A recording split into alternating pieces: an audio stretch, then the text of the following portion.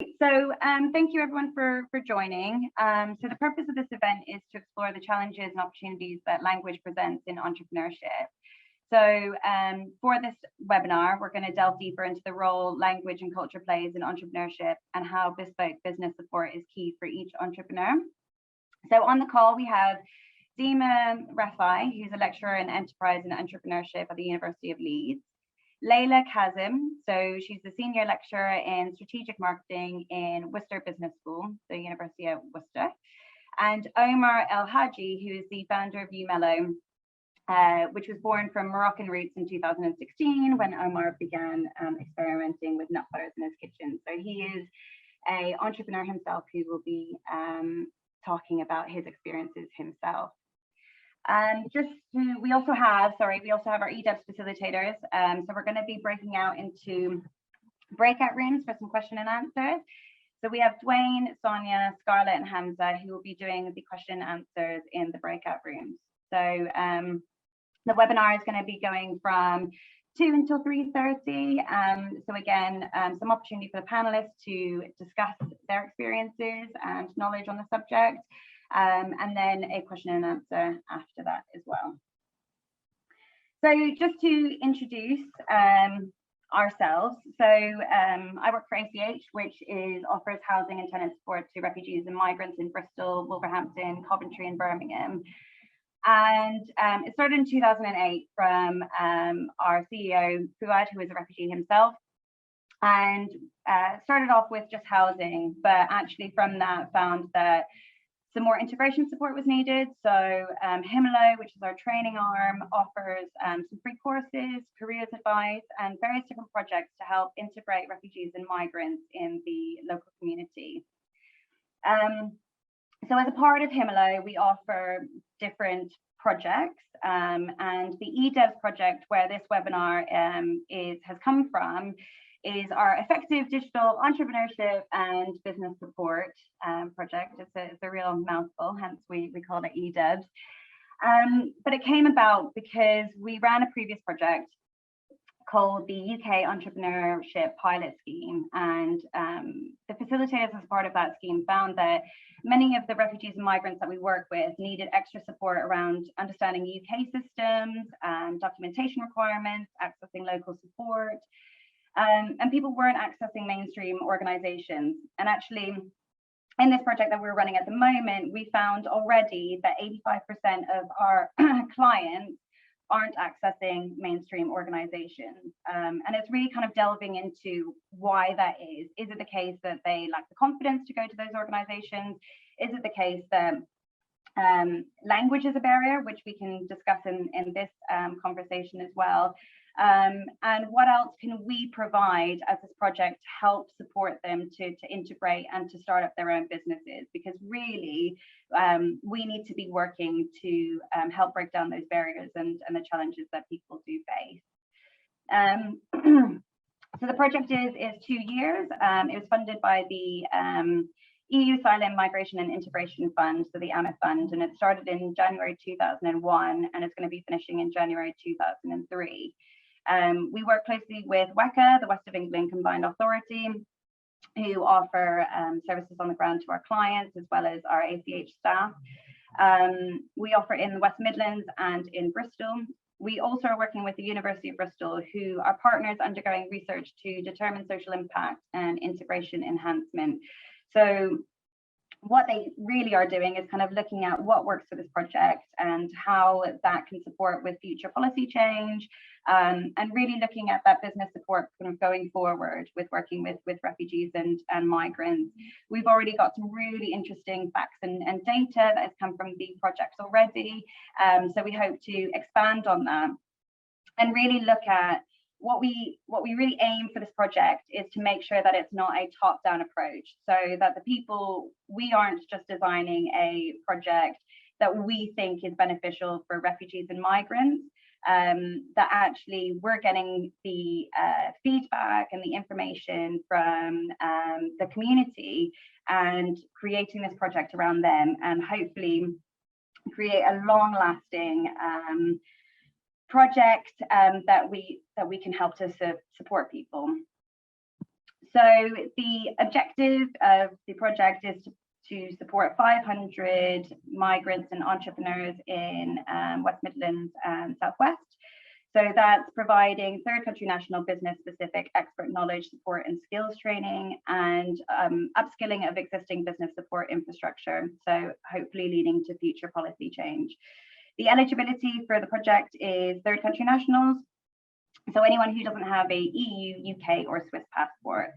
And we have facilitators who are on the ground running, and they basically offer support via face-to-face Zoom calls, emails. We've kind of found since the pandemic, it's really increased the amount of people who engage with us via Zoom calls, which creates more accessibility, because the purpose of this project is the digital purpose as well. So accessing people who otherwise wouldn't be able to access us. We also have an online learning platform, which we're developing at the moment, creating resources for entrepreneurs. Again, we're kind of developing that as we go along. We are seeing the feedback from the community that we serve. So whether that is creating the courses in basic English, whether or not looking at creating it in different languages, we're still developing that as we go along. And this is why this webinar is so useful for that feedback to kind of go forward. We also match up mentors from the community. So Omar, who's actually on this call, a really successful entrepreneur who came to UK himself. So he it will be a mentor to some of our clients as they kind of come in. And we have webinars such as these. So that's webinars with stakeholders that we work with to look at how we can evolve our practice and look at how we can really support with the integration of refugees and migrants. But also we create webinars for serving. So tomorrow, for example, we've got one in pitching for investment, and that's really around you know, specific business knowledge that people can join in and be a part of. So that is us in a nutshell. Any questions or further information that you would like, I'll put my email address in here and you can ping me an email, or you can just pop in the chat there. So again, this conversation is around language and its effect on integration, and what challenges and what opportunities that also creates. So again, we have some panelists. We have Dina, Layla, and Omar. So I will pass on to Dima first, but a little bit of a background for Dima for you is that she's a lecturer in enterprise and entrepreneurship at the University of Leeds. Dima has developed her research focus around refugee entrepreneurship, where she has led research projects funded by the British Academy and others. Through her work, Dima has developed strong collaborations with charities and councils supporting refugees in different countries, with particular focus on Jordan and the UK. Dima's work has been published in international peer-reviewed journals and presented in a number of conferences in different countries. She is currently joint editor-in-chief at the International Journal of Entrepreneurship and Innovation, and she is the editorial advisory board of the Journal of Pharmacy and is a reviewer for a number of international peer-reviewed journals. So I will pass on over to you. Thank you. Thank you very much, Julia, for the introduction, and thank you to ACH for this lovely opportunity to present my research. I will start because we are limited on time. And yeah, as Julia said, the focus will be mainly on the power of language in a way, which is a very powerful tool. It intermediates all our social interactions, and it affects the way we see the world and the way the world sees us as well. So I will talk today I will give you a brief about the project that I recently led in collaboration with two of my colleagues, Dr. Radi Haloub and Dr. John Lever from the University of Huddersfield, where we focused on Syrian refugees, in particular in the UK. Let me just, okay. So the project came amidst the concerns of the growing refugee crisis, or the so-called refugee crisis, and the growing number of refugees arriving in the EU over the last 10 years, particularly focusing on Syrian refugees following the Syrian crisis, which onset in 2011. The project, we noticed that, of course, everyone noticed the political and economic resources becoming directed towards maximizing border controls and reducing the costs incurred by welcoming the refugees. So we took a turn and we wanted to focus on refugees' skills and knowledge that they already have, the resources that they come with, viewing them as a human resource that can contribute to the socio-economic structure of the UK. And we looked at the area of West Yorkshire, focusing on Bradford, Calderdale, Kirklees, Leeds, and Wakefield. Just a brief background to highlight that with the growing numbers of refugees, there were different programs introduced in the UK to support their integration through self-employment or through entrepreneurship as well. There was the new enterprise allowance program that was launched earlier in 2013, the TURN program, that's the Entrepreneurial Refugee Network in 2016, the Specialist Training and Employment Program, STEP, which was also launched to support refugees, Syrian refugees in particular, arriving through the VPRS program. I won't give much details about these programs, but if anyone has any questions, feel free to ask. When we started doing the research, well, of course, the type of skills that refugees arrive with are various. They presented with different levels of skills, knowledge, and expertise. And one of the things that ACH asked me to focus on is the various levels of skills that were demonstrated by the different refugees arriving at different times. So we saw these prevailing through professional skills and trade skills, which we show examples of in this slide. However, the cultural expectations of the Syrian refugees were challenged from the moment they arrived in the UK, and the skills and knowledge required to be successful or a successful entrepreneur are often very different from those required in Syria. This is, of course, due to the cultural, social, and legal factors which are different between Syria and the UK, which suggests that greater awareness is needed to address these cultural expectations. And of course, we recognize here that refugees go through unplanned and unexpected journeys, unlike other types of migrants who can plan the journey in advance. So that we can arguably say that they are largely unprepared for the new context that they arrive at. And this becomes more obvious when we compare the early arrivals versus the late arrivals of the Syrian refugees. In general, those who fled Syria early at the beginning of the crisis to seek asylum in the UK were mostly from middle-class backgrounds. They had the required means and resources to flee Syria. This was also the case with the early VPRS arrivals, where many had university education and a good level of English, and those mostly presented with professional skills, as shown in the table. This was also reflected in the higher level of confidence that those groups displayed in putting themselves forward to the opportunities. But the success of the refugees, of course, is not a straightforward process, even for those who fled with professional skills. They still faced many challenges, even though their language skills and their awareness presented in a more confident way. For example, we had people talking about self-employment as an opportunity to recover, an opportunity to revive. And to those who arrived through the VPRS, those mostly had what we described as trade skills. So we had the early arrivals who arrived through the asylum route mostly. And then when the VPRS program was introduced later on, most of the arrivals had those trade skills, especially the late arrivals through the VPRS, and the challenges became more pervasive. And despite the complexities, we've seen a number of refugees, both from the early and late arrivals, presenting with success stories. We have talked about these success stories in the report, which again, I'm happy to share with you later on. Okay.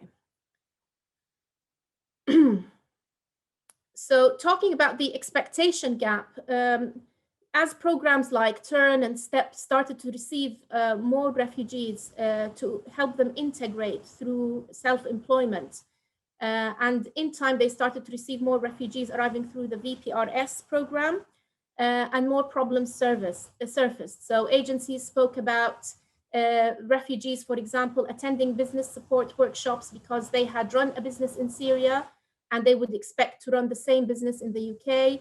They didn't know how to start up the business in the UK, or simply because they just didn't know what to do and they thought this is a good opportunity to attempt something.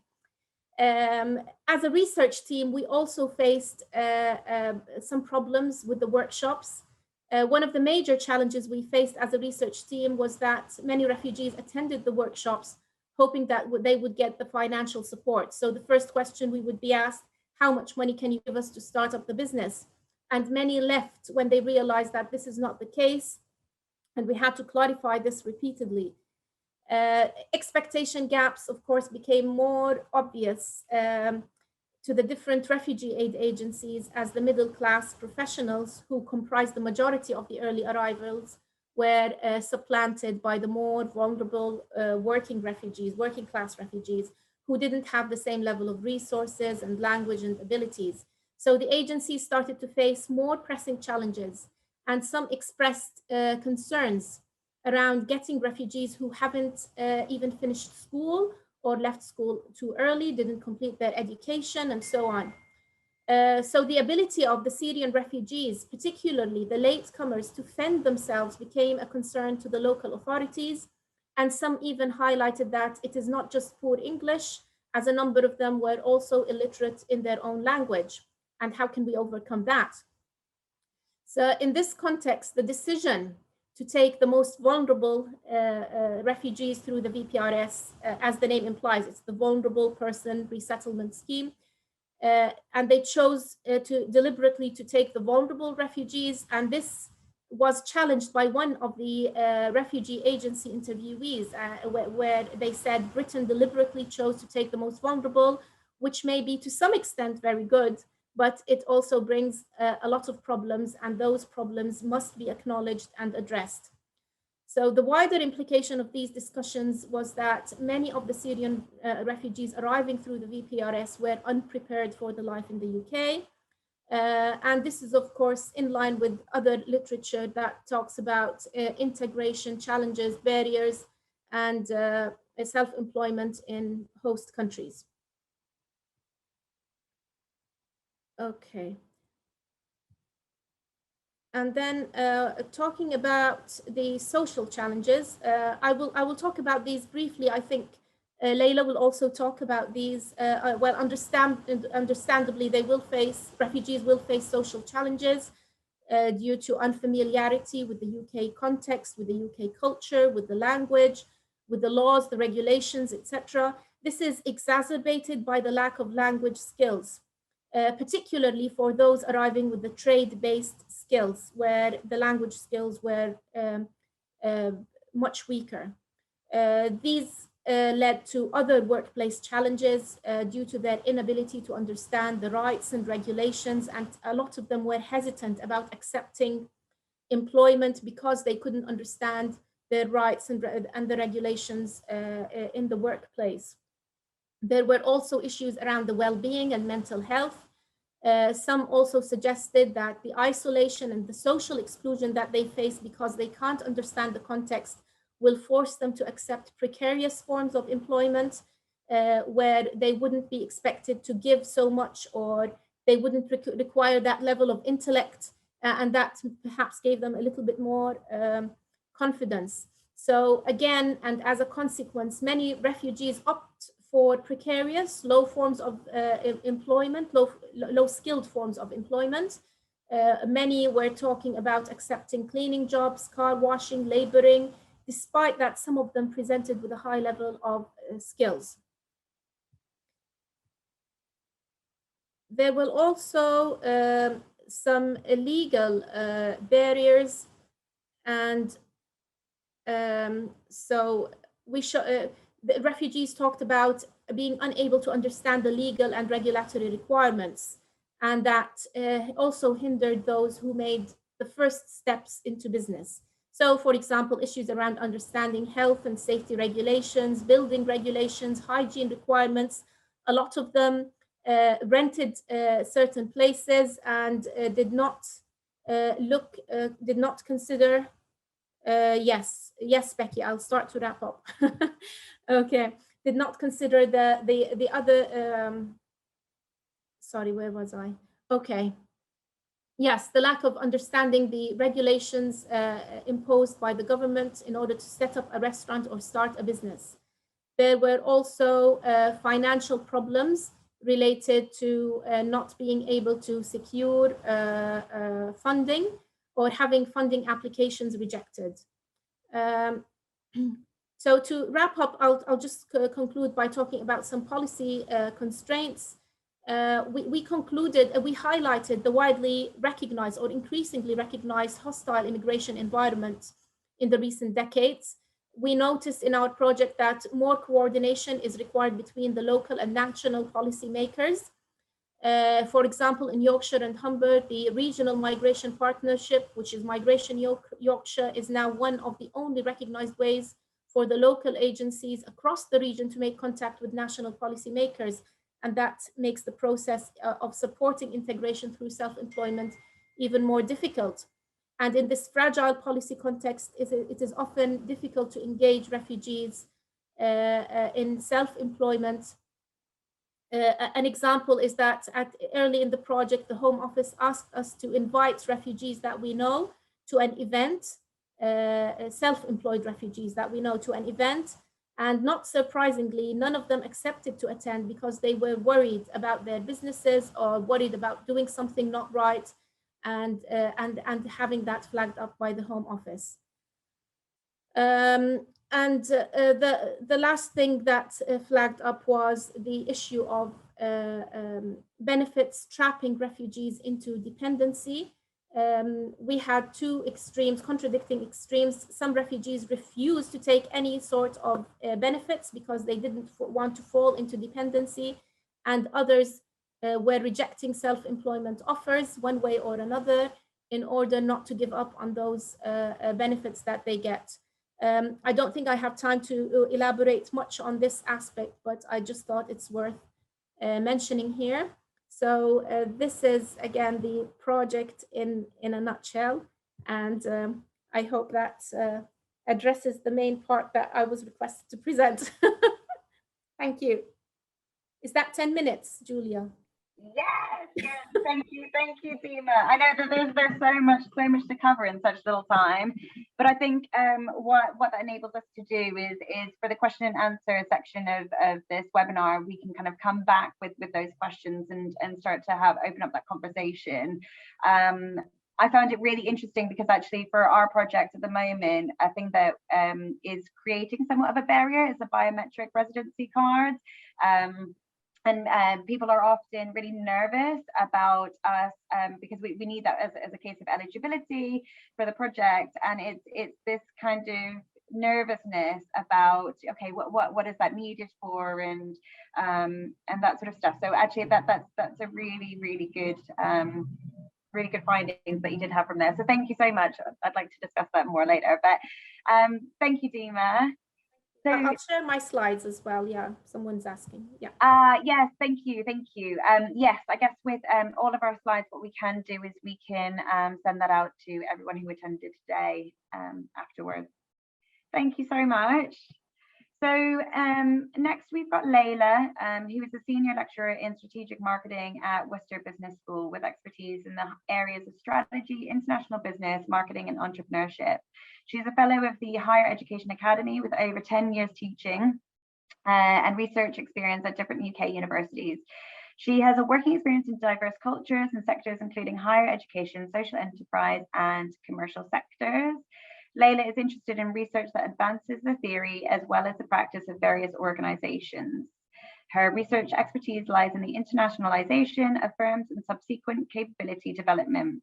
She's also interested in migrant entrepreneurship, particularly refugee entrepreneurship, and she leads the entrepreneurship research cluster at Worcester Business School and is a member of the Future Proofing Organizations Research Group. Everyone's so impressive. So I will pass on over to you, Layla.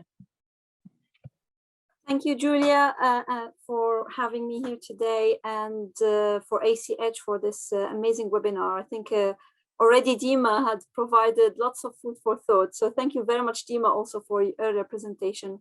Always great to hear from you. And thanks everyone for being here today. I think I will follow a lot from the points that Dima raised earlier, which are really interesting and quite thought-provoking. I will start by highlighting some opportunities around language and culture, and then move more to the challenges. Generally, when we think about language and culture as in variation, and this kind of links back to my earlier research on international business, whenever there's variation in language, in culture, people tend to start realizing opportunities. And that's why we see, for example, many people from different language maybe come and think of being translators, setting up a translation business, setting up schools, for teaching this language, even become self-employed teachers. Culture and variation in culture provide lots of opportunities. So that's why we see lots of cuisine and food, businesses emerging from this understanding of a gap or something is not here. Based on their culture, even trade, when you start, people think about, okay, certain items are not here that a certain ethnic group might want to buy. So variation in language and culture do provide opportunities for identifying new ideas for business in a new country, which is great. Having these opportunities, however, there are many other aspects in the host country. So in the UK itself, it's a kind of a welcoming country.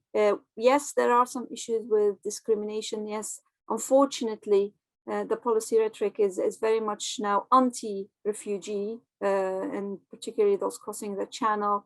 But generally, as a community, the UK is welcoming. I'm talking overall rather than extreme cases, or of course, there's always exceptions to the rule. And generally, the ability to set up a business is rather straightforward. So it's quite easy to set up a business in the UK in comparison with other countries in the world, particularly as a refugee or as an immigrant. It's not too difficult to, you are not, let's say, prohibited from setting up a business compared to other countries where simply as a refugee, you're not allowed to. So that is quite a positive thing in the UK that provides many refugees and many immigrants with the opportunity to set up a business. Having said that, this comes with major challenges, as Dima mentioned. Many people are not aware that the UK is a heavily regulated country.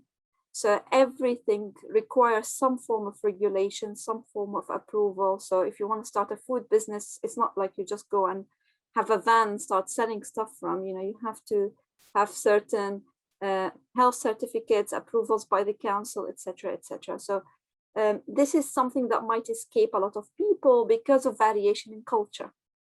So this takes me to the challenges here.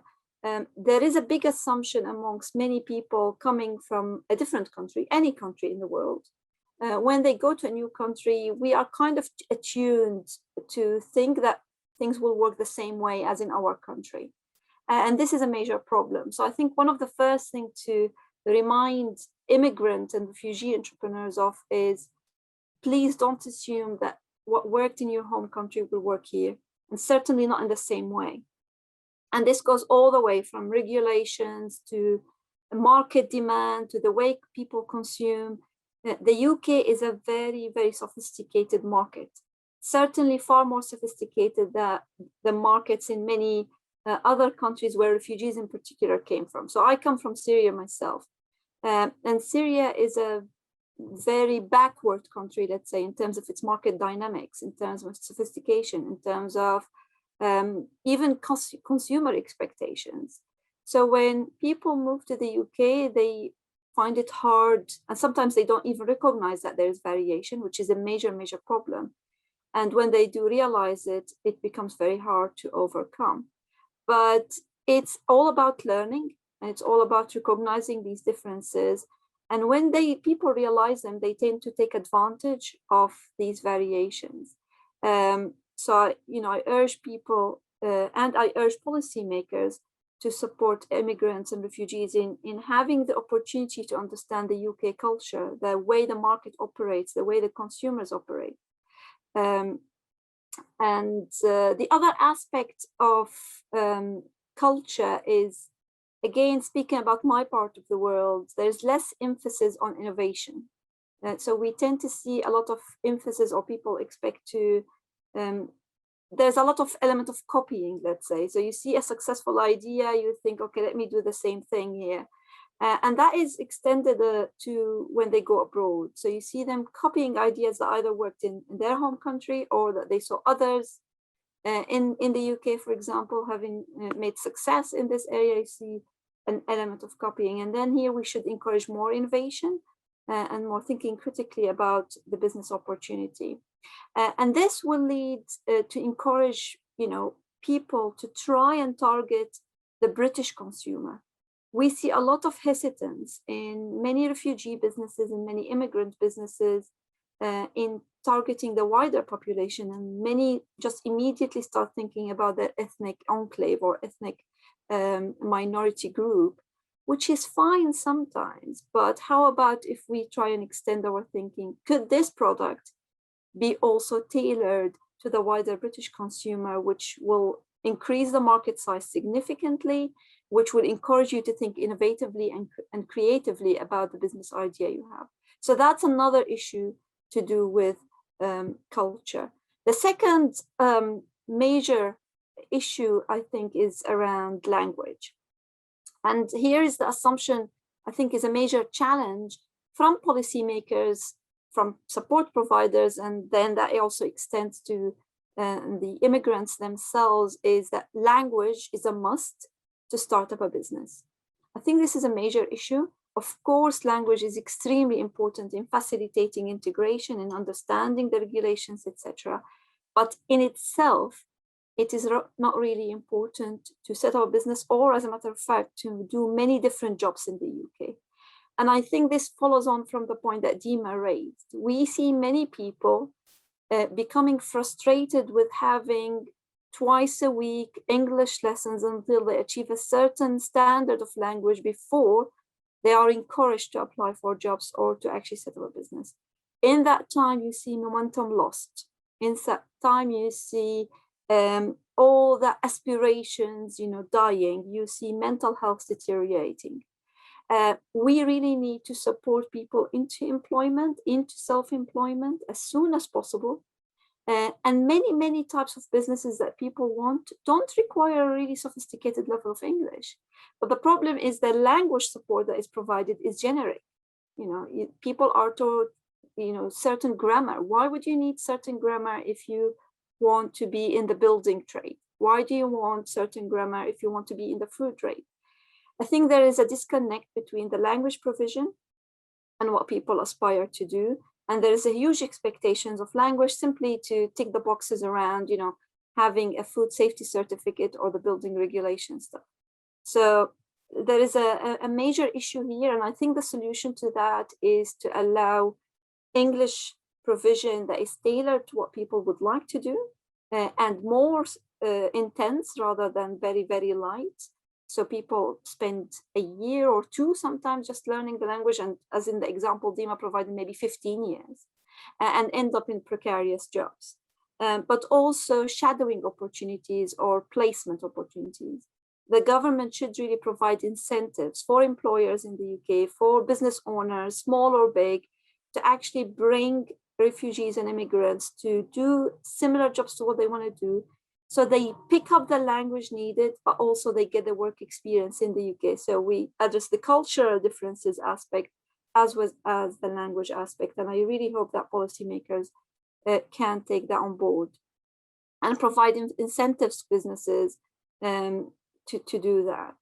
The last assumption, which I think is quite important and relevant here, is assumption that entrepreneurship is a very good option for all immigrants and refugees. We kind of see this narrative, or it might be harder for immigrants and refugees to find a job because of difference in language, quals are not recognized, etc., etc.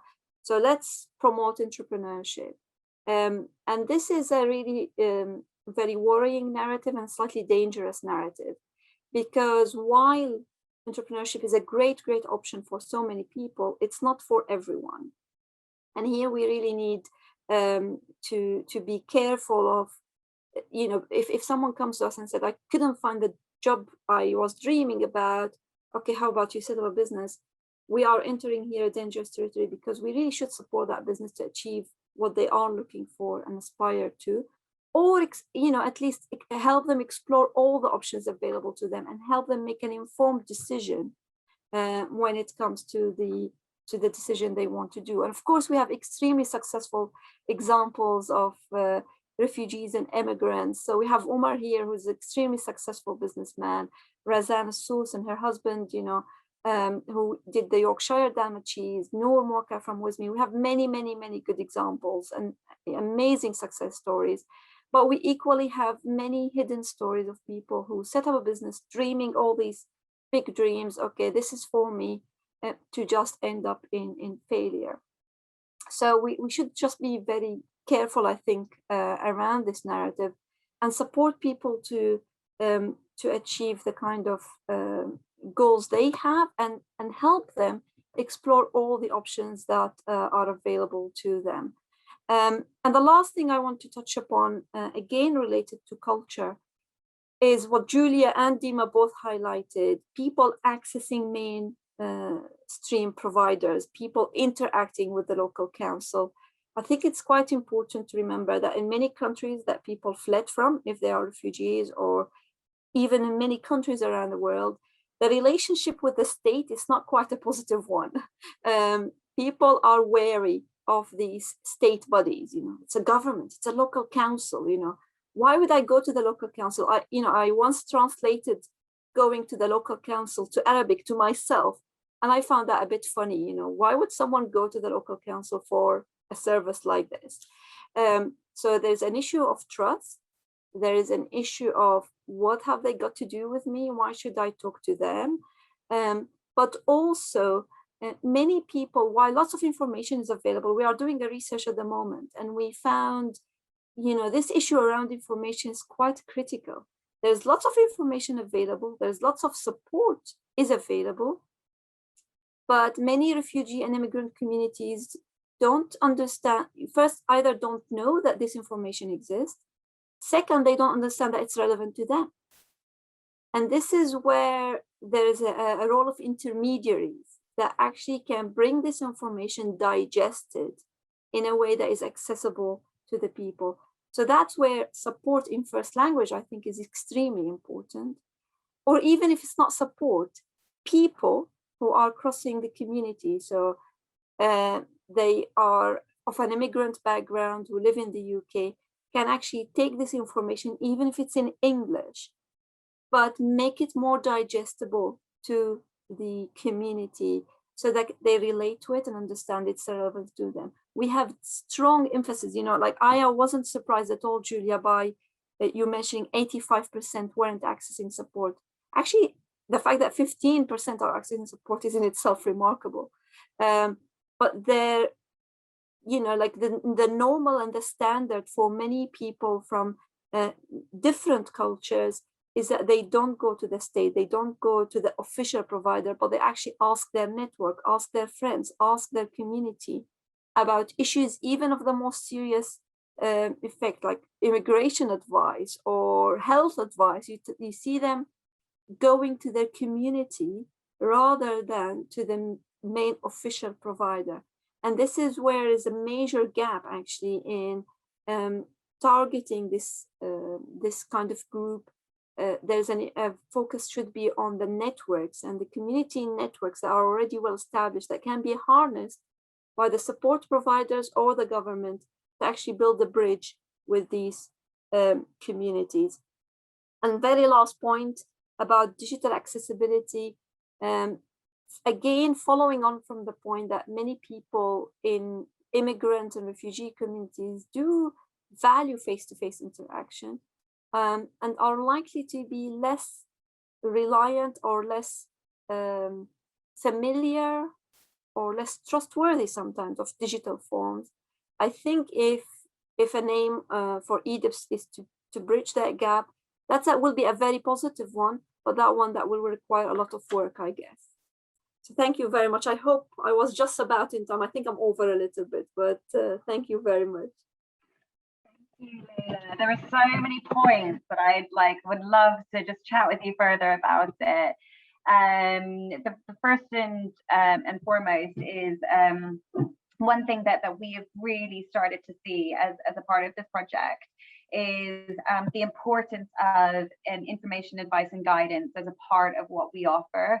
Sonia today, who was one of our facilitators, actually came to me this morning and said, "Oh, I spoke to somebody who actually had a business idea but has decided that that's not for him." And I think that is also an aspect of this project is, really, okay, why do you want to go into the entrepreneurship? What do you know about it, and what's your idea? And really exploring that before kind of throwing all of this information and advice and guidance to go forward with that, to make sure that that's the right decision. Because I know from previous projects that we've also found that there is an element of forced entrepreneurship in some people's communities, or so it is. You're right, absolutely, in making sure that this is the right decision for them. And as for the digital aspect of the project, we are kind of learning as we go along. We're finding that from the pandemic, we obviously couldn't see people face to face, right? And so we found that we were kind of having these conversations via Teams and Zoom calls were really good for that, and over phone and email. However, with that being said, the facilitators now who are seeing people face to face are getting a lot more out of that conversation. So I think it's really an element of creating a face-to-face aspect, as well as what we can do with this online digital platform is create all of the resources that people can kind of walk away and use. We'll use this, for example, we can record this and use it in that platform, and really use that for the accessibility, but also use that internationally, hopefully, for future projects. So we're hoping to kind of combine the both, but the pandemic has really kind of accelerated this opportunity, I think, to kind of access people digitally, but it definitely does come with its barriers. So we're kind of thinking of a hybrid approach there. And then in relation to the language, I found that really interesting, and actually that brings us on to Omar, who is our last panelist for today. And actually, Omar, had a really interesting meeting with you recently about your experience of coming to the UK and actually not knowing very much English at all. So I think you're going to have some really useful insight. But just before I pass on over to Omar, just a bit of a background. Omar is an award-winning entrepreneur, visionary, and founder of Umela Peanut Butter, who left home in 2012 to explore the world. Working and living in 6 different countries across Europe, Asia, and Africa, Omar developed a multinational outlook and the ability to understand the requirements of the local and international markets. Based in the UK since 2016, he is involved with many enterprising initiatives and works with entrepreneurs, startups, and scale-ups across the nation and globally. Omar always finds it a great pleasure to support and witness the growth of like-minded people in their journey to the top, no matter what their background and industry is in. And anyone who's on this call right now, you can Google Umelo. In a lot of stores that you'll go to, you'll see the nut butters that are there. I actually haven't tried it yet. I will after this call, but I will pass on over to Omar for you now. Hi, Julia. Thanks for the intro. Thanks for having me. It's nice listening to Dima and Layla. Really good points and really interesting one. Also nice to see Dwayne here. We always talk in WhatsApp, but we never met in person. So I will try to be as brief as possible. So I will share a bit of my experience on setting up a business, so the barrier I faced and how we overcome them, and some advice that I can share with you. So yeah, so as Julia says, so I moved to the UK in 2016. At that time, I didn't speak English. It was a bit of just adventure. I didn't speak any English, probably the maximum I could say it was hi, and that's it. So yeah, we start working, trying to understand the culture, understand the language. And at the time, so we start to get in love with local markets here in the UK. So we start to visit them. It was a way to see the producers, to see the artisans, to see how things are done here. And we come with an idea why we don't take a stand there. So that's how it started. It started very small, just make like 20 jars, 30 jars in our kitchen, and we'll take them to local markets here in Bristol. So actually still running is the tobacco factory market. And we started from there. So yeah, started from there, taking it step by step. Now we are listed nationwide. Also, we export to many countries. And it wasn't an easy ride, still is not. That's the nature of starting any business, of doing anything in life. It just, you got that cycle. Sometimes you experience the highs of the highs and the lowest of the lowest. But it was interesting point, because even when we started the business, we didn't have experience first, we didn't understand the language or the culture. And the second difficult part, it was that we didn't have experience in setting up a business. So it was a bit getting into trouble, to be honest. But we managed to get through that. Local markets, it was a great point. Even if we started to have some shops working with us, and we didn't have the need to go to local market, we did them. It was actually a way to get a lot of exchange with the artisans, with customers firsthand. You talk to them, you understand, you start to understand the language. And we did a lot of changes because of the feedback that we get from customers and from interaction with local and with local people in the community. Also, just one example is funny thing. So when we started, we were trying to do something different, to differentiate ourselves on the market. So when we started to call our peanut butter Moroccan peanut butter, and we think, okay, we have something different, then we'll take it to the market.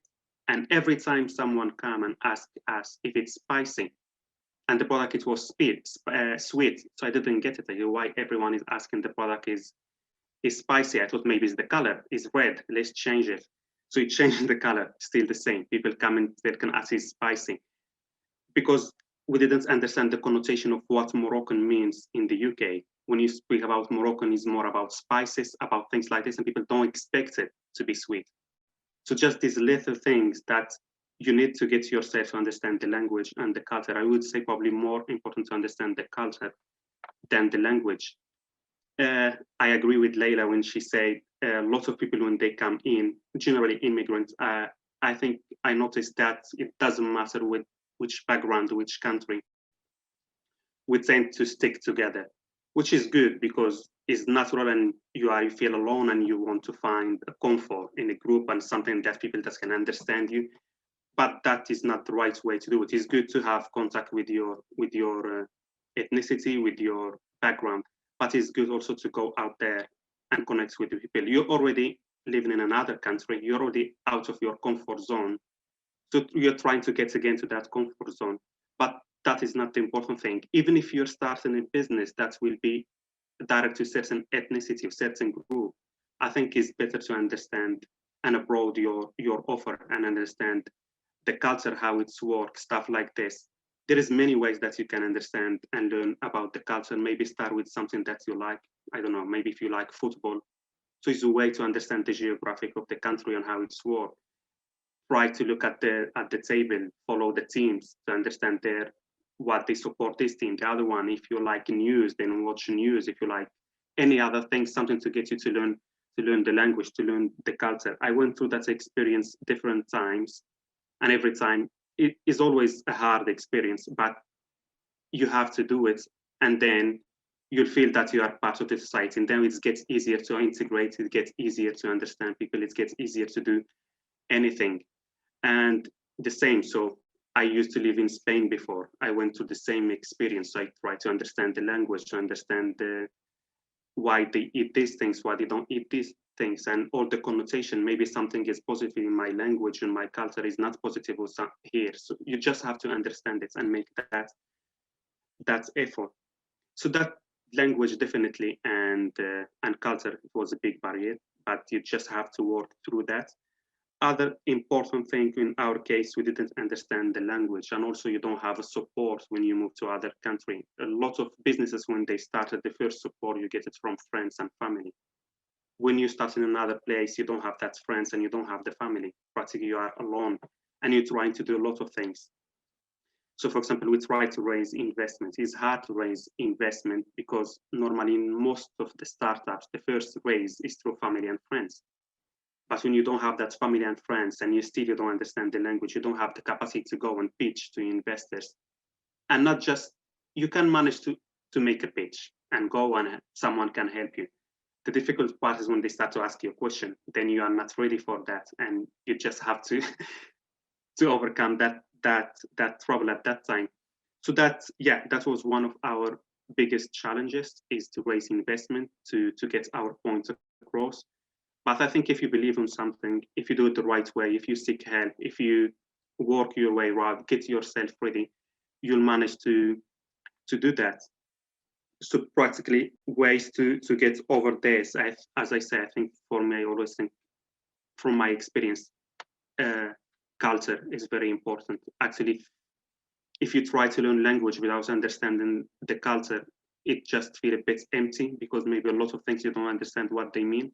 But if you have that balance between culture and language, you can understand, you can integrate into the society. A lot of things that you can do is before starting a business or before doing any other thing, just give yourself a time to understand, to see how things work. If you want to start in a sector, try to understand how that sector work, how that type of industry work, and margins, how they work, everything, regulations. As Layla say, UK is a heavily regulated country. You cannot just go and start things, then you'll get in trouble with all kinds of organization. So you have to go through that steps. And also a lot of times what we think is a barrier, which is the language, the culture, is also, maybe we can say it as is your weakness, but at the same time is your USP, is what you make you different. As Layla say, you can see that gap that many people, they don't see. That's what make harder for you, is what make it easier for you. So in our case, that was the same. So when we started, we look at the market, it was practically plain peanut butter, plain almond butter, and it was sugary, or it was inspired by American brands, but then it was nothing that is sweet, but still natural without using any rubbish on it. So that's the way we went. And also it was the way to understand the culture. So the way go and learn. So when we went to start the business, we went to the supermarket and we start to look at the shelves. And we noticed that all products, they share the same earthy colors. Then what we do, we just went for colorful colors, and also that everything comes from the inspiration from our background, from the Atlas Mountains, from that colorful, from you go to the souks and you see all the spices, all the colors. So also what isn't against you when you start is something that you can use in your favor. And then if you work in your language and your culture, over time it just become just is not a problem anymore, because you get to integrate in the society. So probably that's I would say my experience. Amazing, thank you so much. I find, you're a real inspiration. And I remember you kind of mentioning about kind of learning business English, which I guess kind of ties in as well with what Layla was saying, was, you know, with English language, maybe making it more specific to what you're kind of looking at moving on into. Thank you so much, Omar. Really, really interesting.